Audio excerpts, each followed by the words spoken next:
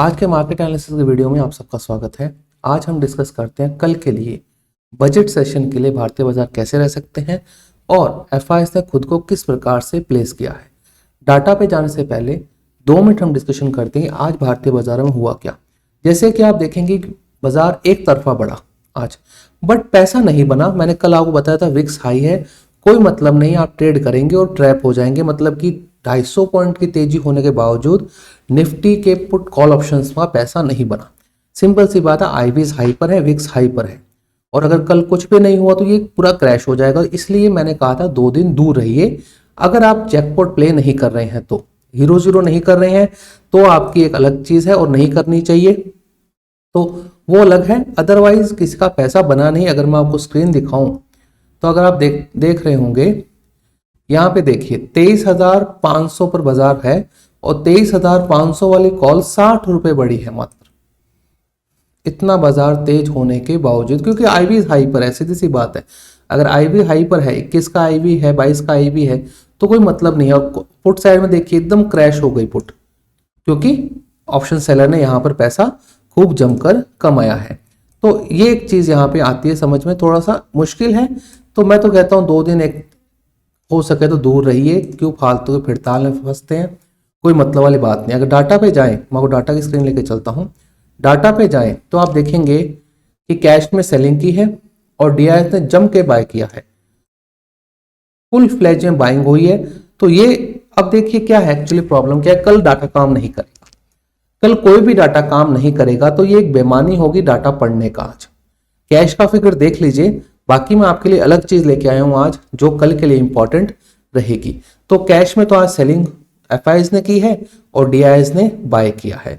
और मैं data read नहीं कर रहा हूं क्योंकि कोई तंत्र वाली बात नहीं है। कॉल सेल की है, पुट सेल की है, पुट कॉल बाय की है, पुट बाय की है। आज रीड करने से कोई मतलब नहीं है क्योंकि कल इतना बड़ा इवेंट है, कुछ भी हो सकता है। तो data is not a working point. जो मैं आपको बताने वाला हूं, जो सिखाने वाला हूं, वो देखिए आप। ये है फिस्कल डाटा, एटीवी नाउ का ये स्लाइड है, मैंने वहां से लिया है, आप चाहें तो वहां पे देख सकते हैं। ठीक है, ये ईटी नाउ का ये है। ठीक है, अब यहां से कुछ चीजें हम निकालने की कोशिश करेंगे कि एक्चुअली में क्या हो सकता है कल। ये स्लाइड ही आपको काफी बता देगी कि क्या सिस्टम होने वाला है कल, क्या क्या हो सकता है कल। और अगर ऐसा होता तो ये होगा, ऐसा होता तो ये होगा। और एक चीज ध्यान रखिएगा, budget never change the trajectory of the market unless this is the dream budget। 1995 का ड्रीम बजट आया था, वैसा कोई बजट आ जाए that change the entire trajectory of the country. But ऐसा होना बहुत ही सस्पिशियस होता है, ऐसा होने का चांसेस बहुत कम होते हैं। वो ट्रेजेक्टरी, बाकी किसी बजट में ट्रेजेक्टरी चेंज नहीं हुई, बाजार की जो ट्रेजेक्टरी है वही रहेगी unless the budget came the India dream budget.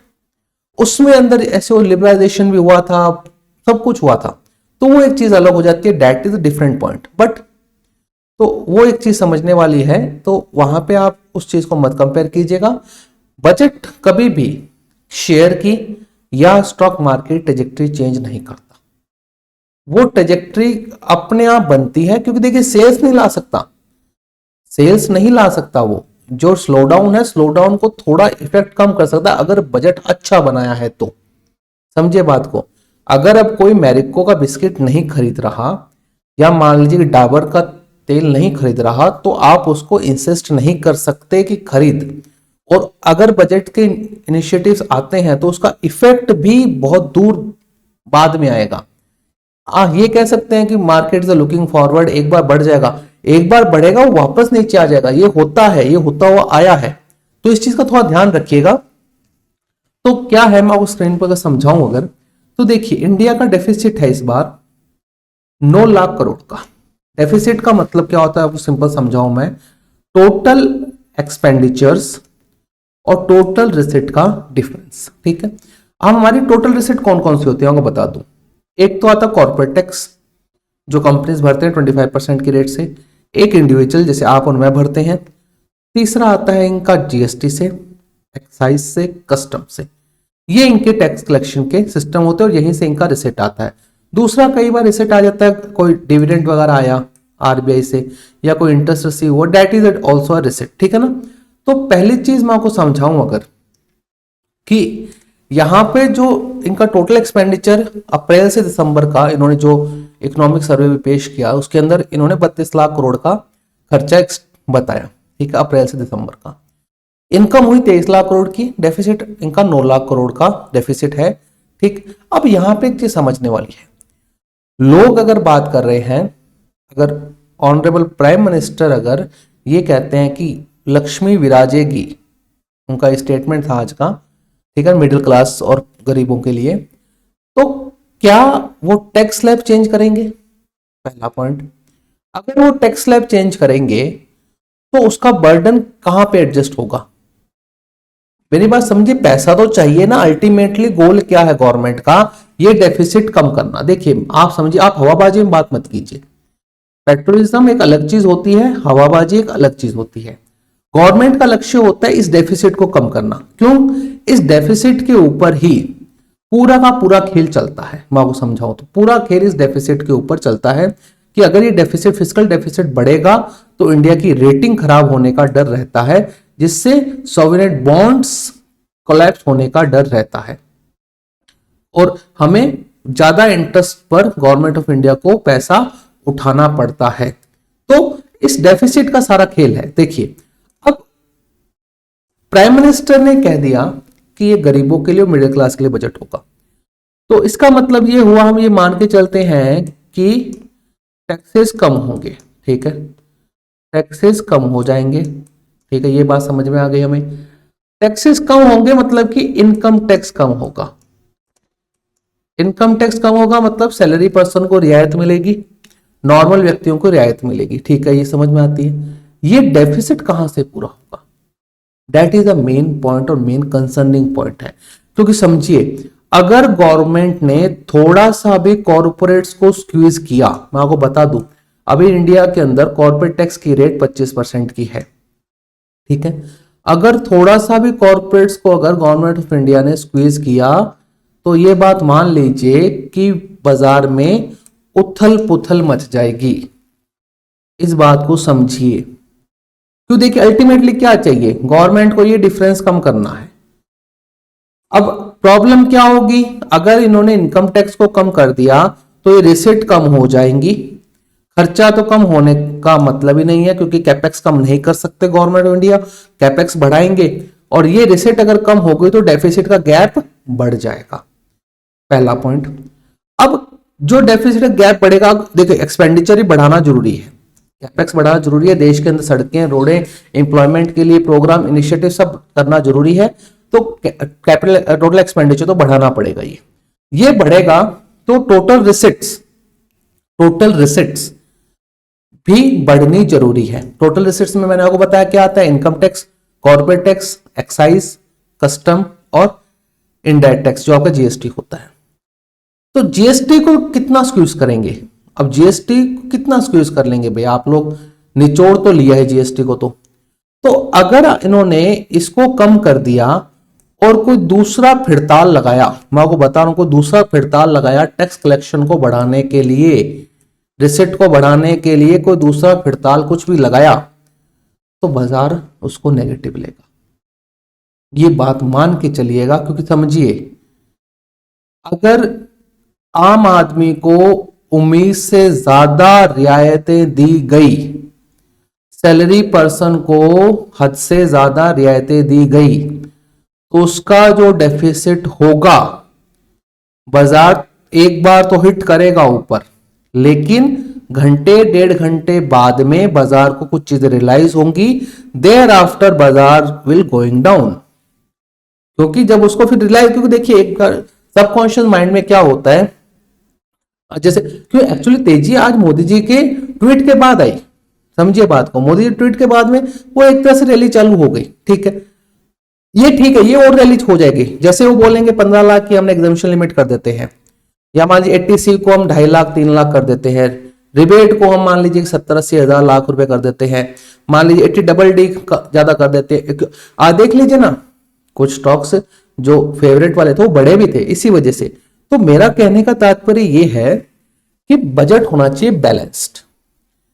अगर गवर्नमेंट ने किसी भी सेक्टर को ज्यादा रियायतें दी और डेफिसिट को मैच नहीं कर पाए, फिस्कल, देखिए बजट में वो बोलेंगे we can match the fiscal deficit, target को मैच कर लेंगे, ये कर लेंगे, बट नहीं हो सकता, ये होना मुश्किल है।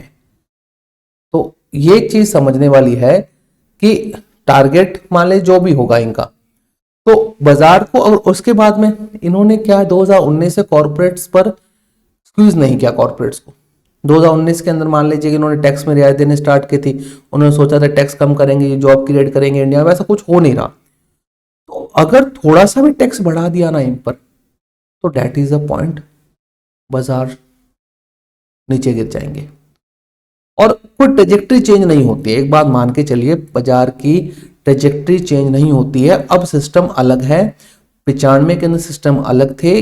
अब ऐसा बजट कोई आता है तो उसके लिए बहुत जोर लगाना पड़ेगा इनको, ट्रेजेक्ट्री बाजार की स्लो डाउन से अप ले जाने का, और समय लगता है, दैट टेक्स अ टाइम। आपका इकोनॉमी अब रिसेशन में आ रहा है धीरे धीरे, उसको वहां पे बिताने दीजिए समय, देयर आफ्टर विल बूम। लेकिन एक चीज होती है कि ठीक है कि थोड़ा ये चीज समझने वाली थोड़ी चीजें हैं। तो ये थोड़ा ट्रिकी पॉइंट है कि अगर मिडिल क्लास और गरीब को फायदा देना है, अगर मेरे जैसों को फायदा देना है, तो किसकी जेब कटेगी? कॉर्पोरेट्स की, जीएसटी में, एक्साइज कस्टम से देखिए कुछ ज्यादा पैसा आता नहीं है, ठीक है ना, क्योंकि एक्साइज कस्टम सॉरी, एक्साइज में तो क्या होता है, स्टेट गवर्नमेंट का हो जाता है वो, उसमें फिर वो रेगुलेशन लग जाती है, ठीक है ना। जीएसटी को कितना स्क्वीज करोगे आप, दूध तक तो पहुंच गए आप, ठीक है ना, अब कहां तक लगाओगे आप पॉपकॉर्न, मतलब कि जीएसटी स्क्वीज करने लायक अब रहा नहीं, बहुत ज्यादा स्क्वीज कर लिया। अब तो इसमें रियायत की अब गुंजाइश होने लग गई है, रियायत की बातें होने लग गई है। तो अगर आप जीएसटी में थोड़ा रियायत दे रहे हो, अगर आप इनकम टैक्स में रियायत दे रहे हो, स्क्वीज किसको करोगे? और दूसरी चीज, आज जो ये होप ट्रेड हुआ है, कल वैसा कुछ नहीं हुआ तो कोई बड़ी बात नहीं है, बाजार 3-4-5% ठुक जाए 1.5-2-3 घंटे के अंदर ही, इस बात का भी ध्यान रखिएगा। हाँ, अगर कुछ अच्छा आ जाए कि जैसे कि मान लीजिए कि डेफिसिट इतना ना बढ़ाएं, बड़े बड़े बोल बच्चन हो जाए, लेकिन यार मेरी कैलकुलेशन में नहीं बैठ रहा वो चीज, ठीक है, लोग बात कर रहे हैं बट मैथमेटिकली नहीं बैठ रहा। अब लोग देखिए, मैं कोई गवर्नमेंट का विरोधी नहीं हूं, मैं एक इंडियन हूं, टैक्स पे करता हूं अपना, बट नंबर नहीं मैच होते। अब मेरे नंबर गवर्नमेंट से मैच नहीं हो रहे, वो करवा देंगे कल, तब मैं मान भी लूंगा, बट अभी के लिए ये सिस्टम समझ नहीं आ रहा कि ये रियायत देना चाहते हैं। और एक चीज और है ना कि इंडिविजुअल टैक्स बहुत कलेक्शन बढ़ गया, करीबन इस बार 11 लाख करोड़ का शायद इंडिविजुअल टैक्स कलेक्शन था, जबकि कॉर्पोरेट का 10 लाख करोड़ का ही था। वो गैप होता जा रहा है, वो गैप अच्छा नहीं होता, इंडिविजुअल टैक्स ज्यादा पे कर रहा है कंपेयर टू कॉर्पोरेट्स, और इन्होंने थोड़ा सा भी कॉर्पोरेट को स्क्वीज किया ना, तो ये प्रॉब्लम क्या होगी, फिर ईपीएस डाउनग्रेड हो जाएंगे। उस समय क्या होगा, ईपीएस डाउनग्रेड होने स्टार्ट हो जाएंगे, उससे क्या होगा, मार्केट वैल्यूएशन बढ़ जाएंगे सब स्टॉक की, प्रॉब्लम ये भी है एक। तो that is the concerning point कि कल ये कैसे टैकल करते हैं इस चीज को। कल का मार्केट एक्चुअली में समझिए, ये बजट पहला बजट होगा जो मोदी गवर्नमेंट का बेयर मार्केट में आ रहा है, समझिए बात को। बाजार ऊपर से 10-12% नीचे आ चुके हैं, ठीक है ना, अब 3-3,500 पॉइंट नीचे मार्केट है, ठीक है, मिड कैप्स नीचे है, म्यूचुअल फंड की एनएवीज 20-22% नीचे है, उसके अंदर ये बजट आ रहा है। तो इसके अंदर ऊपर का रूम है, लोग बोलेंगे ठीक है तेज हो सकता है, ये हो सकता है, लेकिन एक्चुअली में दिक्कत है तभी नीचे आया है, ऐसे नीचे नहीं आता। तो कल का देखना इंटरेस्टिंग होगा। मैं देखिए, डाटा काम नहीं करता कभी भी, एक बात समझिएगा, data is never work in this market. तो उस चीज को थोड़ा समझिए, थोड़ा सा तरीके से लगाएंगे आप तो चीजें समझ में आएंगी। मेरा तो यही कहना है कि यू शुड वेट, बाजार ऊपर जाए तो ही शॉर्ट कीजिएगा, बाजार ऊपर जाए हल्का सा रिवर्सल लेना, ठोक देना, कहीं नहीं जाने वाला ये, फिर समझिए बात को, कहीं नहीं जाएगा फिर ये। बाकी आप अपने हिसाब से कीजिएगा। वैसे मैं लाइसेंस अप्लाई किया हुआ है सेबी रिसर्च एनालिस्ट का, इट शुड विद कम 1 और 2 वीक के अंदर आ जाएगा। मैंने कल शाम को ही परसों, हाँ परसों शाम को मैंने अप्लाई कर दिया था पूरा लाइसेंस प्रोसेस के लिए, क्योंकि बहुत लेंथी प्रोसेस होता है लाइसेंस का। तो मैंने लाइसेंस का पूरा प्रोसेस अप्लाई कर दिया। अब वो बीएससी के पास में है वो लाइसेंस का एप्लीकेशन मेरा। That should be approved in 1 और 2 वीक्स के अंदर। देर आफ्टर अपन खुल के बात करेंगे इसके अंदर। तो मेरा तो कहना यही है कि आप थोड़ा सा वेट एंड वॉच रखिए। मैं अभी कह रहा हूं ट्रेजेक्टरी चेंज नहीं करता बजट कभी भी, unless it is a 1995 dream budget, ठीक है ना। और उस समय चीज भी अलग थी, ठीक है ना। अब चीज और इकोनॉमी में स्लो डाउन अलग है, तो वो देखना पड़ेगा। तो इस बात को ध्यान रखिए। और जो ये इन्होंने आज कमेंट किया, इस कमेंट के बाद बढ़ा है बाजार, तो क्या वो कमेंट से क्या इनका डेफिसिट के ऊपर डिफरेंस आएगा? अगर डेफिसिट पे डिफरेंस नहीं आता है नेट ओके, फिर मार्केट तो तेज हो सकता है। लेकिन इवेंचुअली क्या होगा, players are waiting to short the market. बड़े प्लेयर्स वेट कर रहे हैं बाजार को शॉर्ट करने के लिए, क्योंकि जिनसे ये नीचे में मिस हो गया था। हम आपको सच बताओ तो ये हो रहा है, सब यही चाहते हैं कि ऊपर जाए, उसको ठोके ऊपर। नीचे में क्या ठोके? 22,800 पर ठोकने का बनता ही नहीं था इसको। सारे सोचते हैं 23,000 और 24,200 पर ठोके इसको वापस से, 24,500 पर ठोके। सब यही चाहते हैं, सब यही चाहते हैं सर्किट लगे ऊपर का एक बार, फिर ठोके इसको। देर एवरीबॉडी, सबके दिमाग में यही चल रहा है।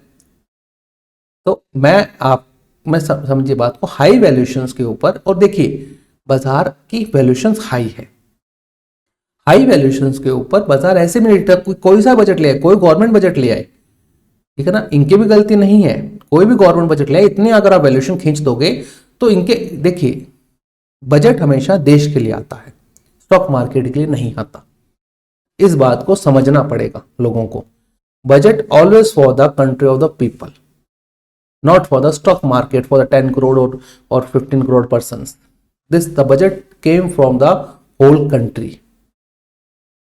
समझे बात को, कि ये पूरी कंट्री को डिनोट करता है, ये पूरी कंट्री को, सोवरेनिटी को डिनोट करता है। तो एक किसी तबके को फायदा देने के लिए पूरे देश को नहीं देखा जा सकता। आप कॉर्पोरेट टैक्स जब तक स्क्वीज नहीं करेंगे, कॉर्पोरेट्स को समझिए, आप कॉर्पोरेट टैक्स स्क्वीज करेंगे ना तभी कॉर्पोरेट्स इन्वेस्टमेंट करेंगे। 19 के बाद में कोई प्राइवेट कैपेक्स हुआ ही नहीं देश में, क्योंकि वो बचाते गए पैसा, प्रमोटर माल ले जा रहा है आपका। वर्लपूल में क्या हो रहा है, what is happening in the Whirlpool? मतलब कि प्रमोटर बोल रहा है कि महंगा है मेरा स्टॉक, मैं उसको 20% लेके आऊंगा मेरे स्टेक को, 60-62 है शायद तक उसका स्टेक। ठुक रहा है वो स्टॉक, कहां पर रुकेगा? 500 पर रुकेगा वो, रोक लेना कोई, गिरता जाएगा, धीरे धीरे गिरता जाएगा वो। तो that is the main point. Valuation expensive होते हैं तब प्रमोटर के मन में भी पानी आ जाता है, ऑल डैट की यार निकलो यहां से, इतना महंगा वैल्यूएशन, उसको पता नहीं है मेरी कंपनी की वैल्यू यार इतना वैल्यूएशन मेरे पास है ही नहीं। तो वही चीज हो जाती है। तो budget never change the trajectory of the market, it give some relief, but after that in the bull market गिरता है तो बढ़ता है, इन द बेयर मार्केट बढ़ता है तो ही गिरता है। इसलिए बोला जाता है buy the dip sell the rise. अभी सेल द राइस में हम, आप कुछ भी कर लीजिए, ये बाजार धीरे धीरे नीचे आएगा। कल एक्सीडेंट भी हो सकता है कोई बड़ा, आइदर ऑफ द साइड। तो इससे थोड़ा ध्यान रखिएगा। थैंक यू फॉर वॉचिंग, और लाइक शेयर सब्सक्राइब जरूर कीजिएगा।